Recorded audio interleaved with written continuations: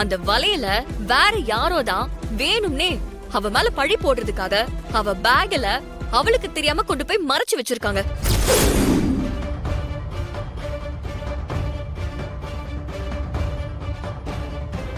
மகா பேக்ல அந்த வலையில் யார் மூலியமா வந்துச்சுன்னு எனக்கு இப்ப தெரிஞ்சாகணும்.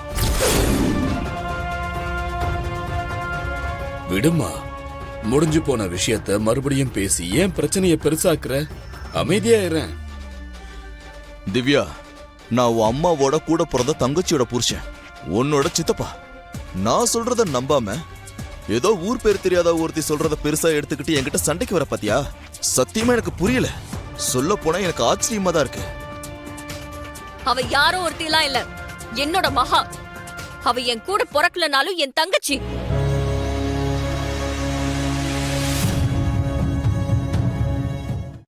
இன்றே டவுன்லோட் செய்து உங்கள் ஃபேவரட் ஷோக்களை என்ஜாய் பண்ணுங்க.